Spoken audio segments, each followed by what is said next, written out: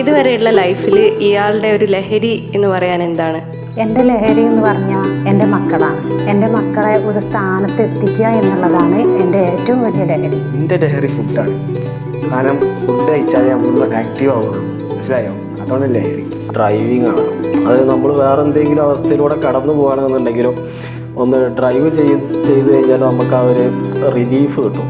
എൻ്റെ ജീവിതത്തിൽ ലഹരി എന്താണെന്ന് വെച്ച് കഴിഞ്ഞാൽ സത്യം പറഞ്ഞു കഴിഞ്ഞാൽ ഒരു പേഴ്സൺ ആണ് എൻ്റെ ലൈഫിലെ ലഹരി. അതെന്ന് പറഞ്ഞു കഴിഞ്ഞാൽ എൻ്റെ ഫാമിലി ആയിക്കോട്ടെ, എൻ്റെ ഫ്രണ്ട്സ് ആയിക്കോട്ടെ. മാരേജിന് മുമ്പ് എനിക്ക് എൻ്റെ ആഗ്രഹങ്ങളുണ്ട്, എനിക്കത് ചെയ്യണം ഇത് ചെയ്യണം എന്നൊക്കെ ഉള്ളൊരു കാര്യങ്ങളുണ്ട്. പക്ഷെ നമ്മൾ ലൈഫിലേക്ക് ഒരാൾ വരുമ്പോൾ നമ്മൾ ആ ആളെ ലവ് ചെയ്ത് തുടങ്ങുമ്പോൾ അവിടെ ഒരു മീൻസ് എന്തോ ഒരു അഡിക്ഷൻ, ആ ഒരു അഡിക്ഷൻ അവിടെ വരും. എമൗണ്ട് ജനറേറ്റ് ചെയ്യുക എന്നുള്ളതാണ് എൻ്റെ ലഹരി. അത് സെയിൽസിലായിരിക്കും. ഞാൻ സെയിൽസ് ഫീൽഡിലാണ് ഞാൻ വർക്ക് ചെയ്യുന്നത്. സോ സെയിൽസ് റിലേറ്റഡ് ആയിട്ട് മാക്സിമം എമൗണ്ട് ജനറേറ്റ് ചെയ്യുക, മാക്സിമം ക്ലയൻസിനായിട്ട് റിലേഷൻഷിപ്പ് ബിൽഡ് ചെയ്യുക, അത് സെയിൽ ക്ലോസ് ചെയ്യുക എന്നുള്ളതാണ് എൻ്റെ ലഹരി.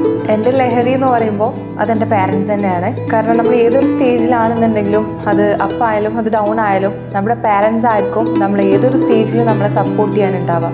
എൻ്റെ ലഹരി എന്താ ചോദിച്ചാൽ എനിക്ക് തോന്നുന്നത് മെറ്റയാണ് എൻ്റെ ലഹരി എന്നാണ് തോന്നുന്നത്. കാരണം അതിൽ ക്യാമ്പയിൻ ഉണ്ടാക്കുക, എന്നിട്ട് റിസൾട്ട് ഉണ്ടാക്കുക, ആ റിസൾട്ട് കാണുമ്പോൾ ഒരുള്ളൊരു ആനന്ദം ഉണ്ടല്ലോ, അതാണ് എനിക്ക് തോന്നുന്നത് എനിക്ക് ഏറ്റവും വലിയൊരു ലഹരിയായിട്ട് ഫീൽ ചെയ്യുന്നത്. മ്യൂസിക് कि हमको गए प्यार की रागनी में, ये बाहों में बाहें, ये बहकी निगाहें, लो आने लगा जिंदगी.